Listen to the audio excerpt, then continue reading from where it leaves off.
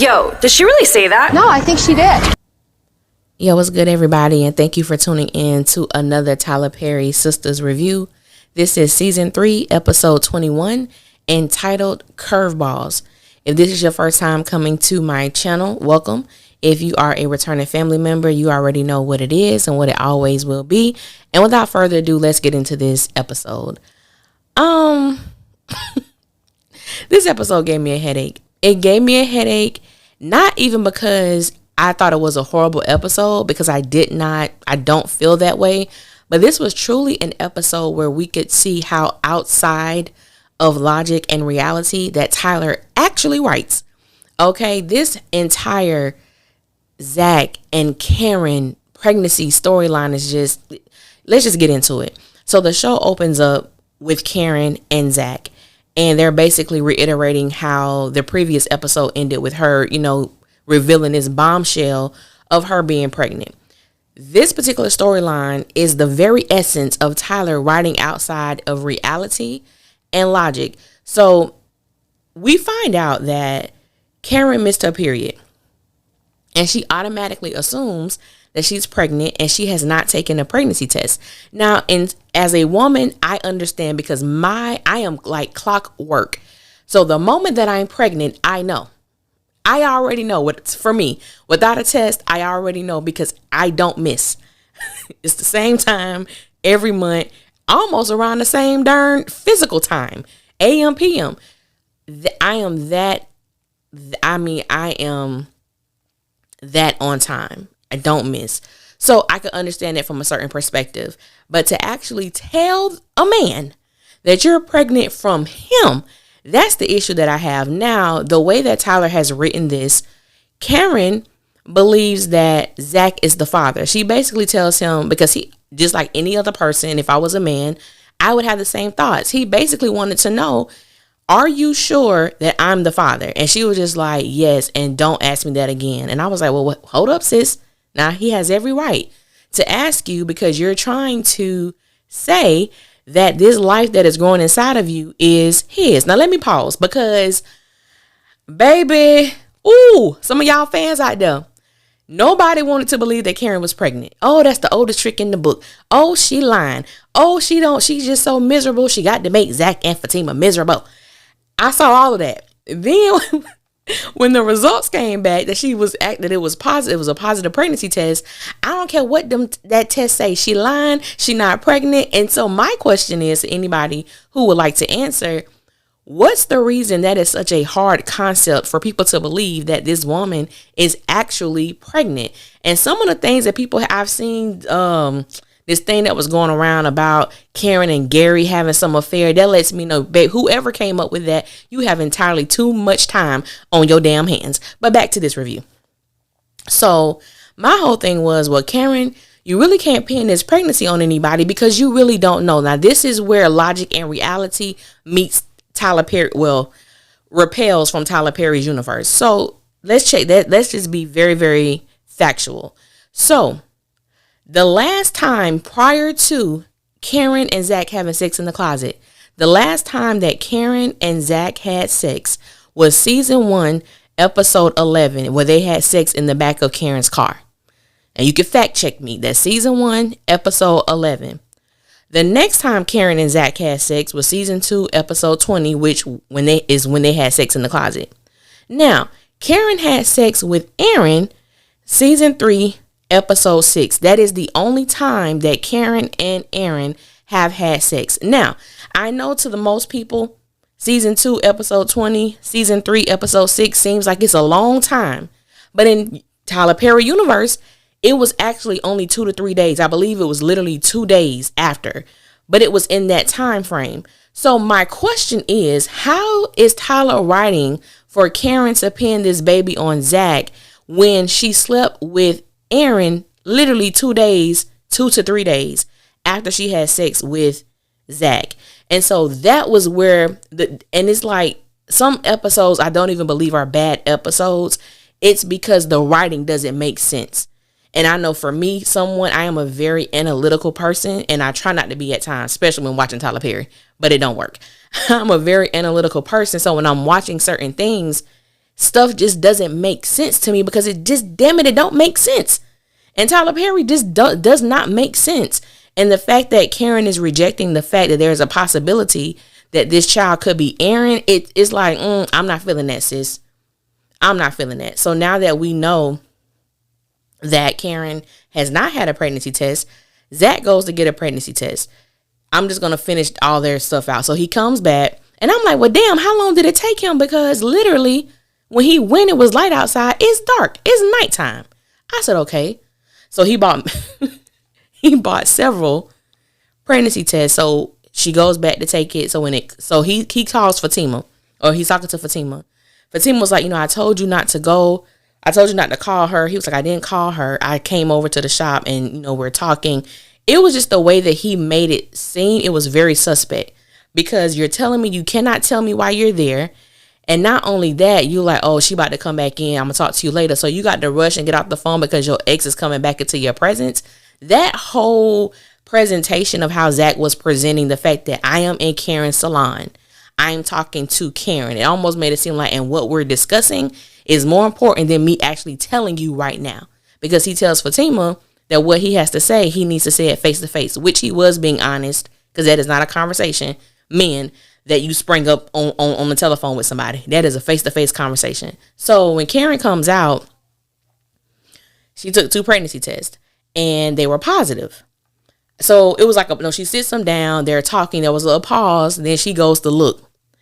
And I was like, please let it be negative. Please let it be negative. Please let it be negative.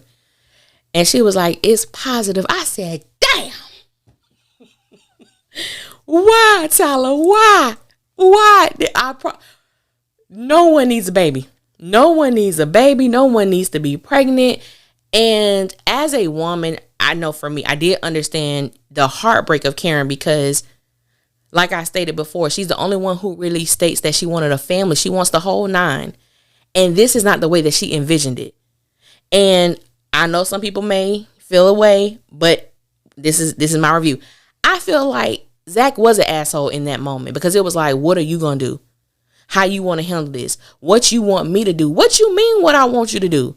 What do you want to do? And as she stated, I didn't do this by myself. This one was not just on me alone. So I felt like Zach was taking the easy way out. Well, you tell me what my role is. What you mean for me to tell as a woman? I was so angry in this moment because I'm like, what do you mean she needs to tell you what your role is? Y'all know when half on a baby.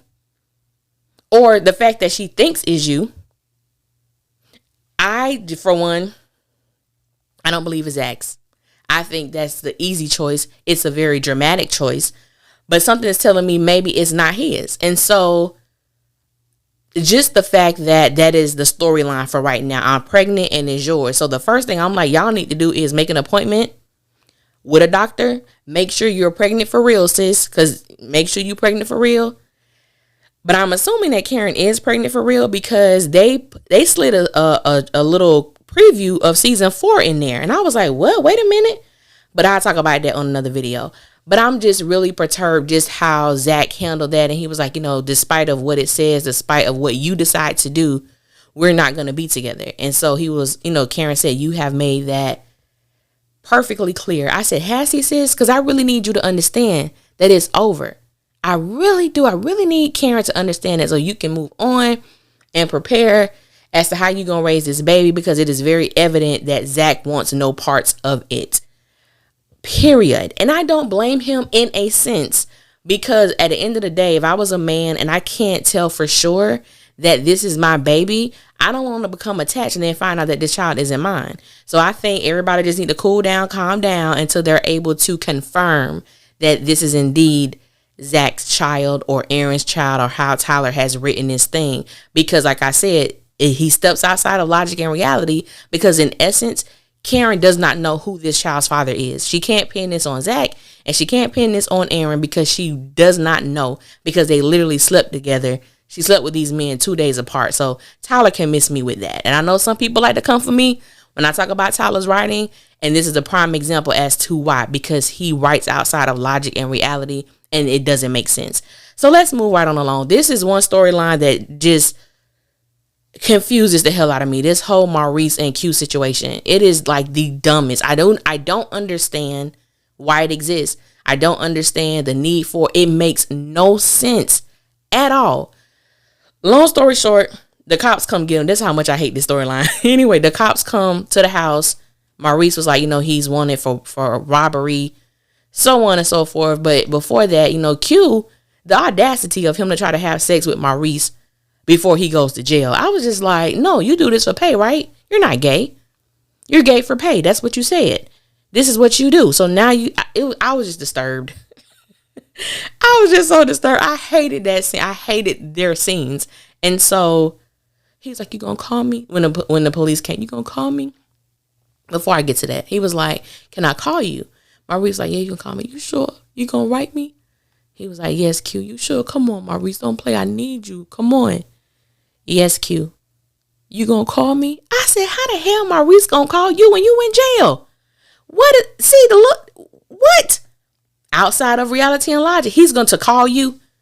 I said, you know what? Get off my screen. Q, get off my damn screen. So then at that point, Calvin comes in. And I don't know why. Calvin disturbed my entire spirit on this episode. And he went on screen for a good 30 seconds. I'm like, I know Tyler's trying to make it seem like, Sabrina is out of her mind thinking certain things about Calvin. But when I looked at Calvin in this episode, and Maurice was right, he was being so dramatic as to why Q was there, which I understand that perspective. Like, this man is in our house again. Why? He held you at gunpoint. Nothing about that thing made sense. So I did agree with Calvin in that sense. But his mannerisms and the way he was holding his mouth, and he was like, I said, what is going on right now? What? Anyway, that's what happened. We moving along. Okay, Hayden. So Hayden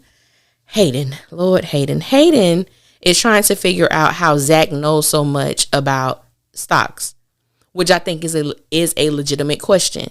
And he was like, this man is an ex-con, which has nothing to do with Zach's intelligence. Absolutely nothing have to do with his intelligence, but that's the way that, is being played with Hayden. So as whoever he was talking to over the phone, they're just going back and forth. And he was like, this is like some insider training stuff, but don't worry. I'll find out what's going on.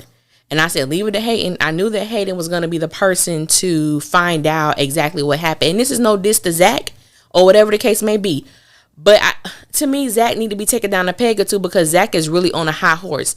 I could even understand if Zach worked for this money. Like if he stayed in chain breakers and he really worked hard for that money and he can show and be happy about it, I could respect that. But it was just the fact of how he got the money. Like, nigga, you didn't do basically nothing but put this money in there. It wasn't no hard work for you.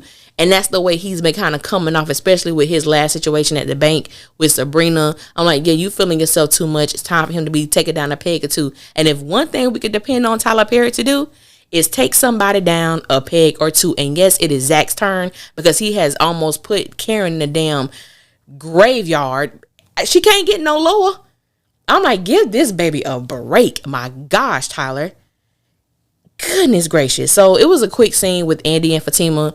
Fatima was basically like, she was about to go, and she apologized for what happened. And she was like, I just really want to be with Zach. And then, Andy reassures her again that then you should do that. And,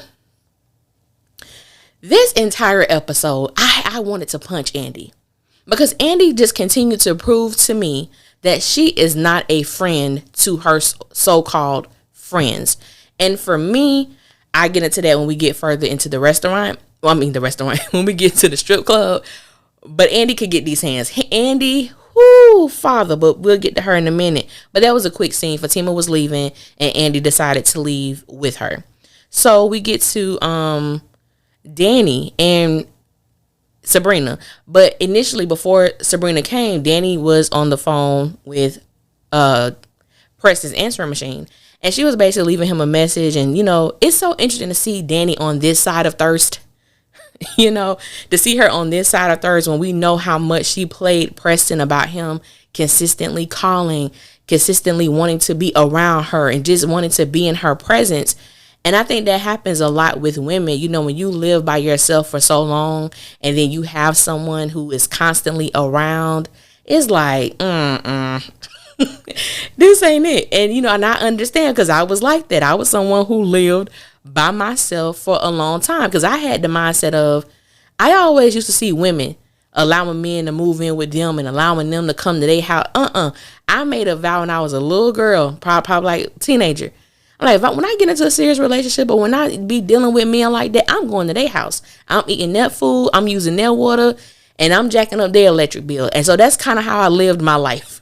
You ain't coming to you can come to my house, but you got 2 days max, bro. And then you got to go. So having someone consistently in my presence is like, whoo, this is a lot. This is something, it's uncomfortable. However, the way that Danny relayed that information to Preston, it was foul as hell.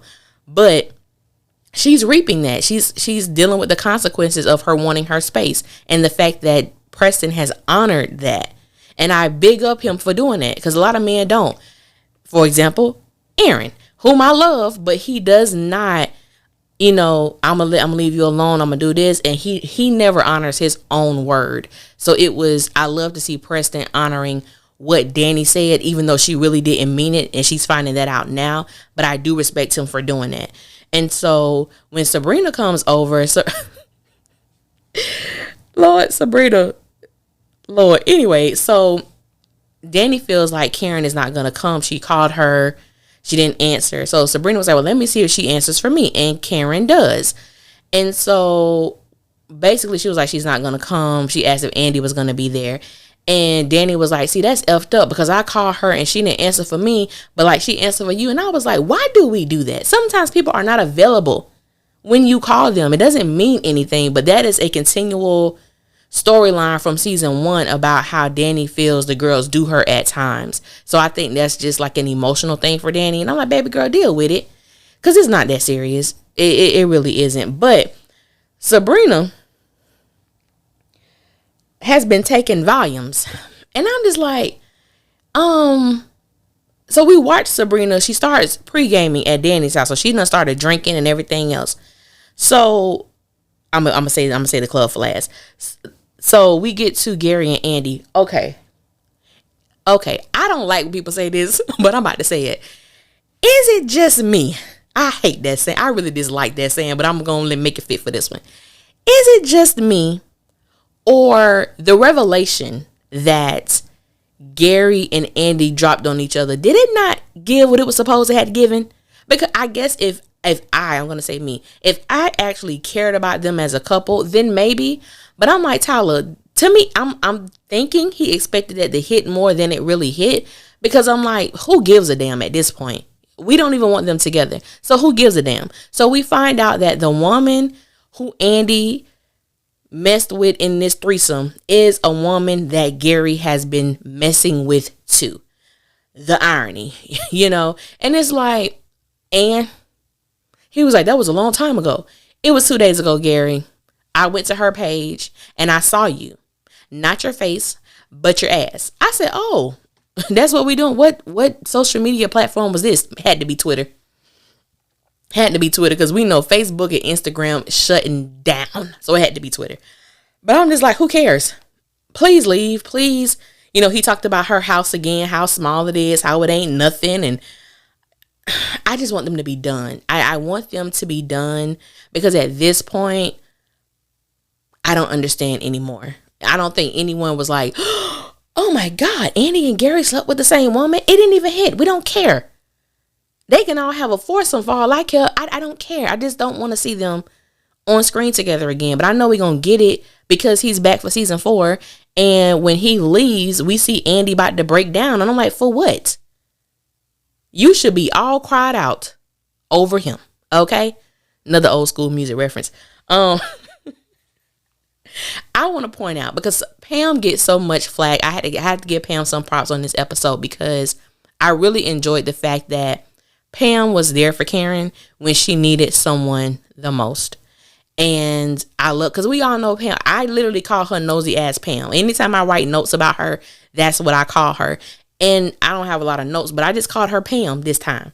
I loved how, she hugged her and let her know that she wasn't going to tell anybody because we know that Pam runs her mouth. So I believe that moment I really connected with the friendship that her and Karen have and why Karen keeps her around, even though she is very inappropriate and unprofessional. I believe that Pam is very loyal to Karen, though. I believe that she has shown herself loyal. And I do like that. I do like the fact that Karen has had at least that type of consistency around her from a woman, because Andy is not that person. Andy really isn't that person. So I really did appreciate it. I meant to say it earlier, but I just had to give Pam some props because it don't happen too much, but I had to give her that.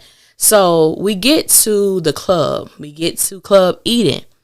For those who haven't watched All the Queen's Men, I definitely recommend it. So Sabrina is lit, okay? Sabrina is all the way lit. So number one, Sabrina has been taking Valiums, and I'm like, okay, is that gonna be a storyline for her? Because the fact that Sabrina was like, she does that for when she talks to Calvin, it helps with her anxiety. And I'm like, sis, if you gotta pop pills to talk to a person, you shouldn't be talking to them at all. And she was talking about she more so feels that anxiety when she talks to Calvin about sex. And she feels that if she could just take that little piece away from him, as far as him, the strap on and everything, then he would be practically perfect for her. But that is something she can't get over. So Danny was like, so you gonna strap on for him? No. I said, Sabrina gonna pop one of them Valiums one day and have her a cup of drinks, and we gonna see something that's gonna blow our mind. The way that Tyler right, I wouldn't put it past that we gonna be seeing Sabrina getting in Calvin ass. I'm sorry, I just had to say that. I didn't mean for it to rhyme, but it did. So you're welcome. So anyway, so Andy shows up and they're talking about, what's the reason that Karen is upset? Why is she mad with you? And Andy begins to tell them about what happened. And so she basically was like, well, what was I supposed to do? Like, what was I supposed to do? And Danny has been coming in the nick of time. She's been coming in the clutch as being that voice of reason for these women, even though her love life jacked up. She's been really coming in for her girls. And she was like, the same thing you did to Karen when Karen was asking you questions. Stay out of it. I tried. No, you didn't. And I just feel like if you weren't going to tell Karen anything, if you weren't going to speak to Karen specifically about the situation with Fatima and Zach, why would you say anything? Why would you encourage anything towards Fatima and Zach? You should have stayed neutral. I didn't have an issue when Andy was neutral. I got an issue with Andy when she started giving advice to Fatima. You should have stayed out of it. She is very wrong. And Danny and Sabrina was like, I'm surprised, that Karen had beat your ass on sight, and so she was just like, Danny was like, she's still so in love with him, like, because Danny saw it firsthand, and she was like, she's still so much in love with him. And Andy had the audacity to say, like, it's sad, which I do agree. She was like, oh, I was like, yeah, it is sad. It's kind of pathetic. I'm over it. I said, stop the damn press. Andy has the audacity to call Karen pathetic. That's when I knew. I said, sis, see, no, I could never be tight or close again with a woman like Andy. When these same women now, and then we do find out the reason that Karen even goes to see Andy, because she got another certified letter dealing with this situation with Jasmine, which I'm surprised we haven't seen Jasmine all season. However, that's the reason why Karen went there. So you have not taken care of what you said you was going to take care of, Andy, because Andy has been so busy and so enamored with Robin. That's where your attention has been. You have not told these women anything. You haven't given them an update at all. At all. But you want to give advice and you want to, be in the threesomes and you want to give Robin all of your attention while your girls over here, you haven't given them any updates on what you're supposed to be taking care of as their friend and as a lawyer. That's why Andy is a jacked up, no good behind friend. She's not a friend to anybody. And all those people who so excited about Andy and Fatima, please don't. Please don't. Because the first opportunity Andy can find to get over on Fatima, which she has already. But Andy just trash ass. Just so trash ass. And I'm like, these women have stuck around with her whole thing with Gary and his wife and the physical abuse, all of these things, the disrespect, the you losing, your belongings and all of this stuff due to the FBI, all of this. And these women have been there for Andy. They have stuck up for Andy. They went to the bank for Andy. Everybody's there for Andy. But Andy doesn't know how to be there for anybody else, because the fact that she could say, oh, it's pathetic and I'm over it. You're over it. These women should be over you and Gary, but for whatever reason, they still stick close to your ass, which I don't understand. I really wanted to punch Andy in her throat. So Karen comes and, she got a unit on her face. She ain't happy to be there. And, they talk about the whole Zach thing, and Sabrina goes and runs her mouth and tell them what, how much of the stock went up for him and him buying his house, and which was none of their business at all. It was none of their business. And I think the fact that they was like rejoicing, oh my God. And I'm like, y'all doing Karen so dirty. If that would have been any of them, I would have felt the same way. Like, you doing your dog dirty. You doing your sister dirty. The person who she hung up on, who she is still in love with, or who she loves, and y'all are acting like this in her presence. If I was Karen, I would have got up and left. All y'all can kiss my ass. That's what I would have been on. That would have been my energy. But El Fuego came and changed everything. El Fuego came out. I think that was the first time I saw Karen smile in the past like 3 episodes. I was like, oh my God, that was a beautiful moment, because they all had smiles upon their faces. And so the last scene that we get to is with Zach, and Zach closes on the house. And so he officially has the keys. And then Hayden stops by, and Hayden drops the bomb that he knows about the insider trading. And Zach, the unit on his face said it all. And that's how the episode went off. This episode was, like I stated before, I don't even think it was a bad episode. It's just that it's the writing for me. It will always be the writing for me, because it doesn't make sense. So I can't really connect it. But what I do want to see, because I just felt like for this being the episode before the season finale, it did not give what it was supposed to give. That's how I feel.